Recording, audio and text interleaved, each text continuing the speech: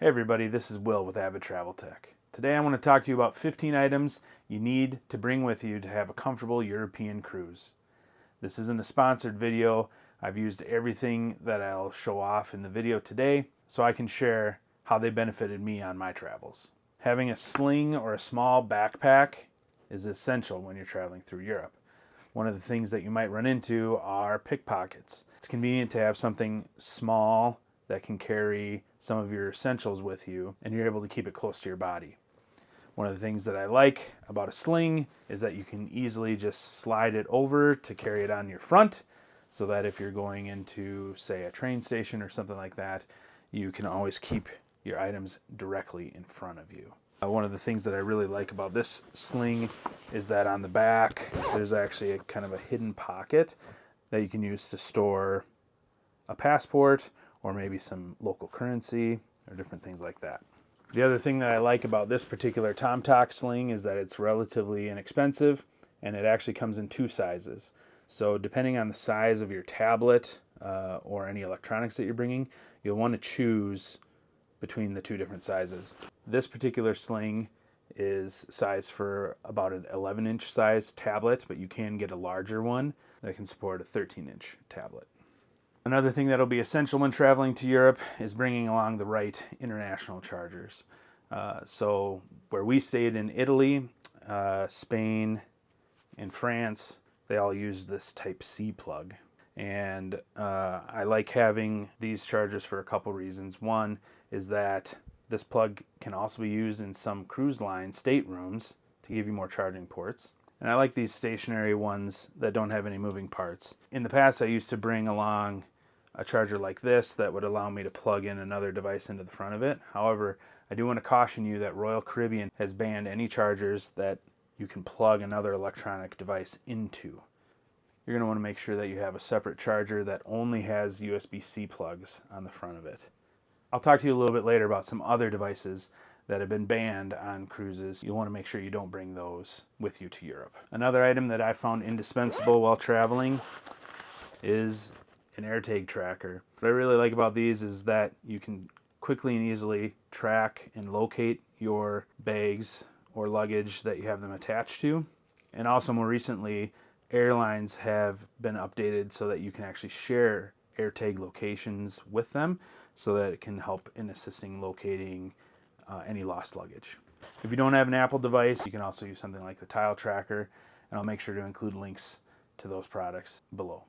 Another item that can help you ensure that you have a really comfortable trip is bringing a water bottle. One thing that I learned prior to traveling to Italy is that some museums, like the Galleria, where you can see the David in Florence, they actually have a size limit on the water bottle you can bring.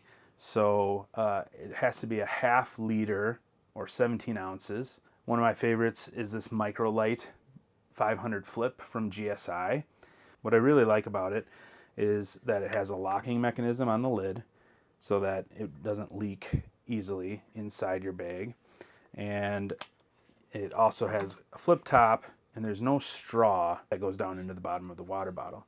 Why that's really important is if you've ever been on an airplane and you've opened up a hydro flask or something that has a long straw in it, when you flip it open, the air pressure differential from when you were on the ground to when you're in the air will actually force water out the spout, and it can soak you and potentially the person next to you.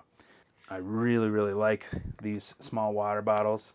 A downside is that it is small, so it's not going to hold a lot of fluid. However, if you're lucky enough to stay in Rome like we did, there's water fountains everywhere that you can use to refill. Another thing that brings me a lot of comfort on flights is bringing an ear popper. This is a Eustache, and what it does is it allows you to create some pressure inside your nose, and it opens up the eustachian tube going back to your ear so that it can allow your eardrum to equalize pressure. This is something that's been super helpful for me on flights. This will almost always comfortably pop it for me so that I don't have to worry about it during my descent.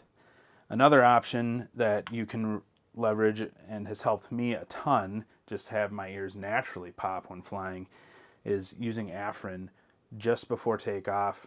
I'll do 1 or 2 squirts in each nostril. This has allowed my ears to naturally pop when previously on flights I always struggled with my ears. One thing that I do want to call out with Afrin is that there's a warning about using it if you have high blood pressure, so make sure to talk to your doctor if you suffer from high blood pressure before you start taking something like this. The other thing is it can be addictive, so make sure you limit yourself to only using it prior to takeoff. If you found these tips helpful so far, I'd really appreciate it if you could like the video and subscribe. Another item that I bring with me anytime I know that I'm going to be on a long flight, or maybe I'm going to be hiking or walking for several hours during the day, maybe on a long tour or something like that, is I'll bring compression socks. These have been a game changer for me in comfort. I would still recommend, even if you're wearing these, to get up and move around the cabin every couple of hours, as long as the seatbelt sign is off and you're safely able to do so.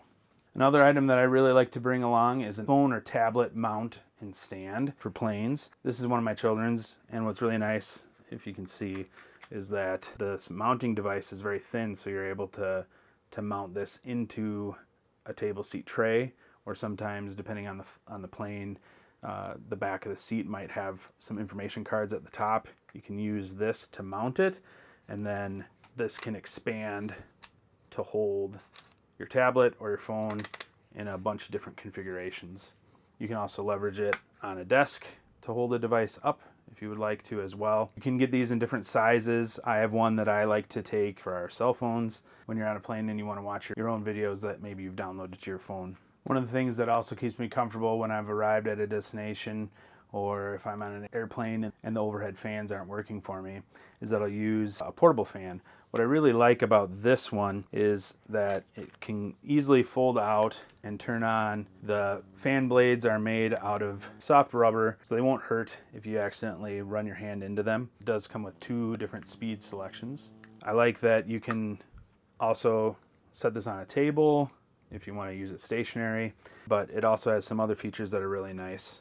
It has a built-in flashlight that can be helpful on your travels, and it also can double as a battery bank. So it is a small battery bank that's in it, and I really like when one small compact device can meet the needs of several other things.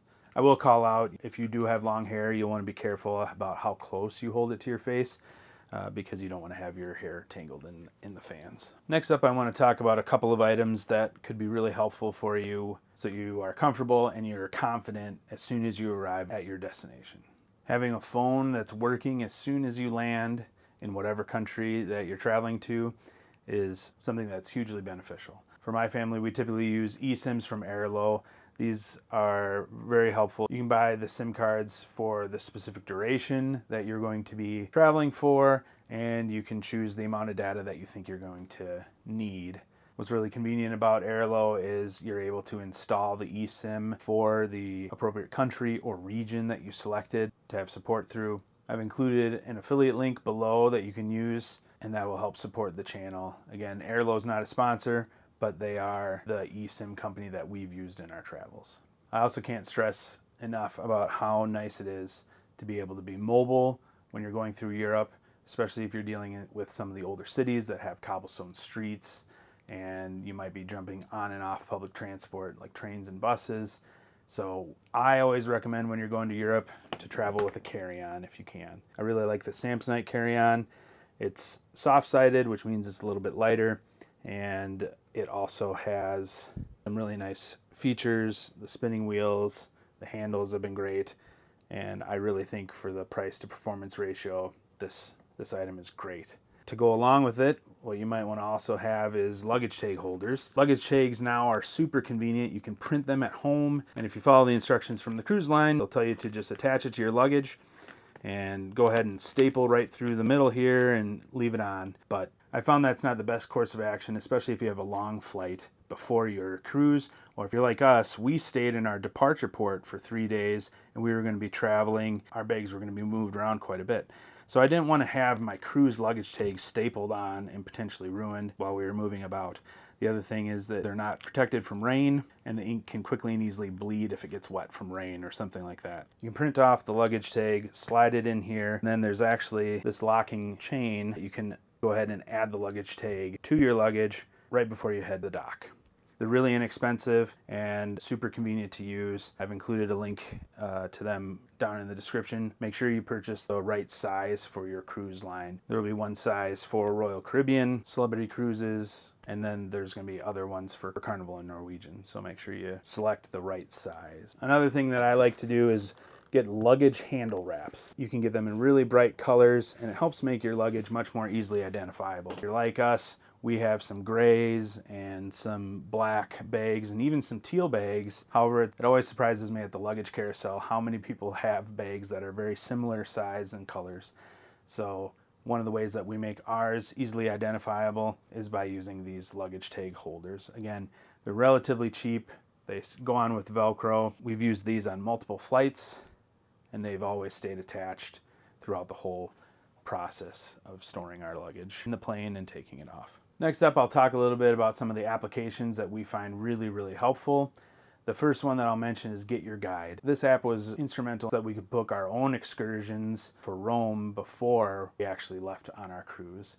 We leveraged it to book our tour of the Colosseum as well as our tour of the Vatican. What's really nice is several different tour companies can all showcase their offerings within the app, and you can choose the time and place that works the best for you. Next up, I'll talk about the transportation apps that were extremely helpful while we were in Italy. We used Welcome Pickups to schedule some transfers from downtown Rome to Civitavecchia, the port that most Rome cruise lines go out of. We also used Free Now, which is similar to Uber. It allows you to call taxis in several large cities throughout Europe. One of the things that was really helpful with Free Now was I was able to look and see how much transportation would cost to go from our Airbnb to the Vatican.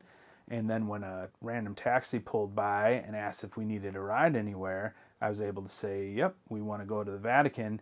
And he said that he would only take cash and that it would be over 50 euros to get there. However, I saw that it would have only been 30 euros through the Free Now app. So I said, oh, we'll just keep our Free Now reservation. And eventually he said, okay, I'll take you for the 30 euros. And that was one way that we were able to know that we were getting charged the appropriate amount for our transportation. While Uber is available in Rome, it's going to only be for Uber Black services. So the prices will be more expensive than if you use an app like Free Now. Another app that we found invaluable when we were in Rome was Italia. This is the app that allows you to purchase train tickets, and you can actually validate them through the app. It makes traveling through Italy so much easier. Now, I do want to call out a couple of items that you want to make sure you don't bring with you for a European cruise. If you're cruising with Carnival, just know that Bluetooth speakers are now banned. And for Royal Caribbean, multi-port chargers are banned, and they also have a ban on bringing your own travel router. For a little more information, check out this video here. I'll also have it linked in the description so that you know what banned items to not bring on your next cruise. And now finally, for my most important tip for traveling on a European cruise is to download offline maps for either Apple Maps or Google Maps to your phone prior to leaving on your trip. This can be invaluable because if you run into an issue with your eSIM, or maybe if you lose signal while you're traveling throughout Europe, having access to GPS and maps on your device can be a lifesaver. I've also included a link below to my Patreon if you want to help support the channel, as well as some affiliate links to the products we discussed today. I really appreciate you being here, and I look forward to seeing you in the next video.